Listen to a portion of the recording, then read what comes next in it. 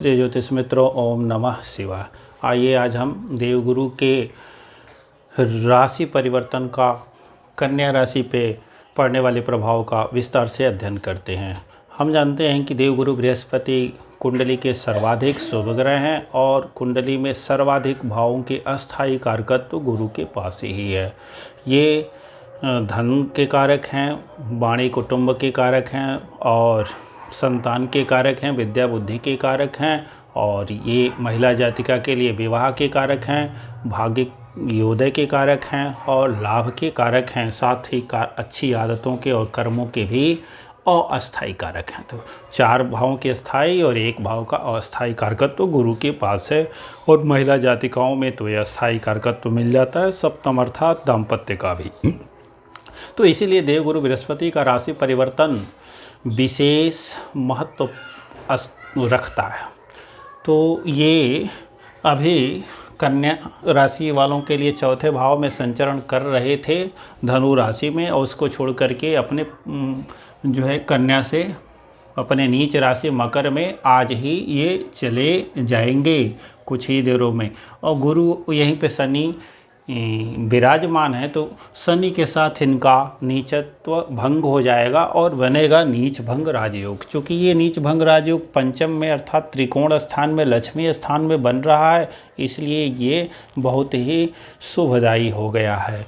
क्योंकि हम जानते हैं कि गुरु अपने मकर राशि में 5 अंशों तक जब वो उत्तराषाढ़ा नक्षत्र अर्थात अपने सूर्य देव जो इनके मित्र हैं उसी नक्षत्र में होते हैं तो ही परम नीच के होते हैं।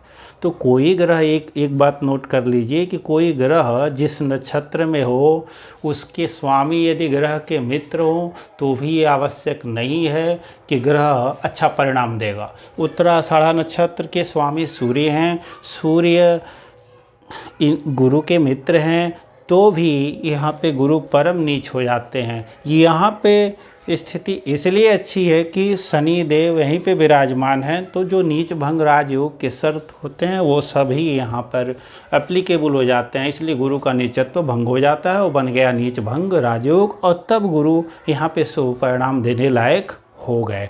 तो जब गुरु शुभ परिणाम देने लायक हो गए और चंद्रमा से पंचम स्थान ये त्रिकोण स्थान है, गुरु का ये शुभ है, तो शुभ है तो यहाँ पे शास्त्रकार ने कहा है कि यहाँ संतान उत्पत्ति होगी। तो किसकी होगी? जो संतान उत्पत्ति की उम्र के में होंगे उनको संतान उत्पत्ति होगी, जो वृद्ध होंगे उनके घर में पौत्र आ सकता है, अर्थात पुत्र और पुत्री को संतान हो सकती है।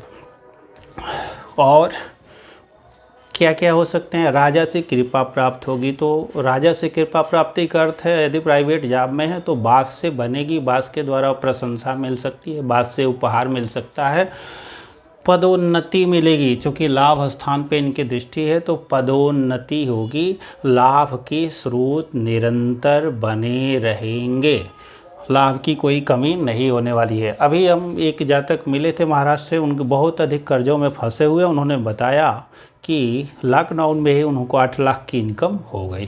तो ये ग्रहों का जो है खेल है, जिसका गोचर अच्छा है, जिसकी दशा अच्छी है, उसके लिए ये कोरोना का संक्रमण काल भी लाभदायी रहा है, और जिसकी दशा अंतर्दशा अच्छी नहीं रही है उसकी कोरोना का संक्रमण तो बहुत ही बुरा रहा है। तो ये स्थिति यहाँ से और क्या बनेगी? पंचम दृष्टि देखेंगे तो राहु को नियंत्रित करेंगे, और राहु जो यहाँ बैठ करके लग्न को इसको देख करके बुद्धि आदि में भ्रम उत्पन्न करने का कार्य करते, थोड़ा सा करते, क्योंकि ये मित्र राशि में है और इस लग्नेश के भी मित्र हैं, तो इसलिए थोड़ा सा भ्रम तो जरूर नवम में है तो दृष्टियों से देते, वो नहीं देंगे क्योंकि गुरु की शुभ दृष्टि यहाँ पे पड़ेगी। और राहु आदि की दशा होगा, राहु ऐसे ही प्लेस हो तो अच्छा फल प्रदान करेगा।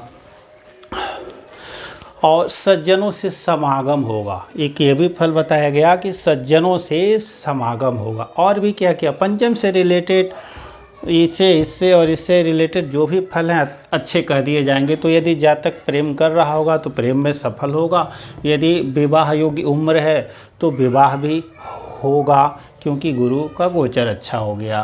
तो शारीरिक स्वास्थ्य भी उत्तम रहने के योग हैं। धन का संचय करना चाहे तो धन का संचय भी कर सकता है। भूमि भवन वाहन से यहाँ से दूसरे है तो अर्थात यदि प्रॉपर्टी डीलिंग आदि का कार्य करता है तो उससे भी इसे लाभ प्राप्त होने के भरपूर अवसर मिलेंगे। और उसके बाद से सावधानी क्या रखनी है? सावधानी तब रखनी है कि यदि लग्न इसमें से इसका बन जाए 3 और 11 और 5, उसमें भी ये 3 और 11 यदि लग्न बनता है तो उस समय स्थिति अष्टम और द्वादश वाली ये जो बनेगी वहाँ पे कोई नीच भंग राजयोग वगैरह नहीं होता, वहाँ परेशानी ही होती है। उनकी वीडियो हमारी आई बटन पे क्लिक करेंगे तो मिल जाएगी और देख लेंगे, तो वहाँ पे स्थिति बिगड़ जाएगी। और यहाँ से जो राजयोग है दोनों को जब मिला लेंगे तो सामान्य फल हो जाएगा, अर्थात न बहुत बुरा न बहुत अच्छा। इसी प्रकार से अन्य लग्नों में हमें देख लेना। मेष लग्न में यदि कन्या राशि हो, मेष लग्न हो, तो मेष लग्न के 10वें भाव में यह नीच भंग राजयोग बनेगा, वहाँ से स्थिति अच्छी है, यहाँ से स्थिति अच्छी है, वहाँ से सामान्य है तो अच्छी कह देंगे। वृष राशि में 9वें में बनेगा, वहाँ से भाग्योदयकारी है, यहाँ से भी भाग्योदयकारी है। गुरु का यह योग बहुत ही उत्तम जाने वाला है।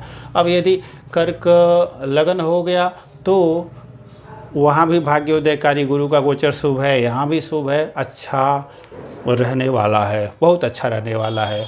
कन्या के लिए है, कन्या भी लग्न हो गया तो निश्चित तौर पे बहुत उत्तम रहने वाला है। तुला के लिए भी 4थे भाव में बनेगा, उत्तम है, यहाँ से उत्तम है, बहुत उत्तम रहने वाला।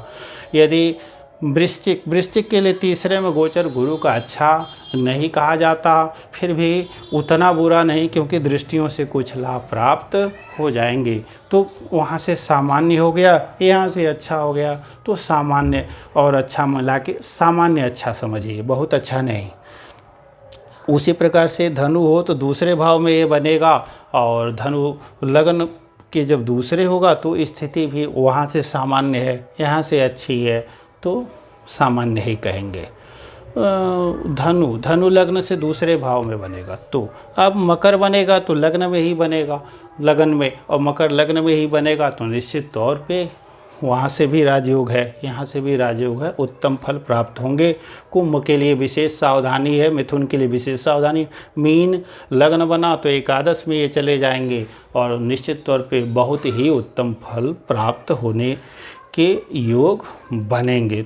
अब उपाय क्या हो सकते हैं जब ये हो और ये हो? तो गुरु के बीज मंत्र। अब यदि आपके ये इस ग्रुप के हैं, ये शनि ग्रुप के हैं, या गुरु के ग्रुप वाले हैं, अर्थात 1, 5, 9 और 4 यदि लग्न है, तब तो ये गुरु की स्थिति केंद्र त्रिकोण लाभ भाव में है, मित्र राशियों में है, अपनी राशियों में, उच्च राशियों में है तो पुखराज धारण करेंगे, और नहीं तो देवगुरु के बीज मंत्रों का जाप करेंगे। बीज मंत्र होता है ओम ब्रेंग बृहस्पतये नमः, दूसरा है ओम ग्रांग ग्रीं ग्रौंग सह गुरुवे नमः, और एक और है ओम ग्रांग ग्रीं ग्रौंग सह बृहस्पतये नमः।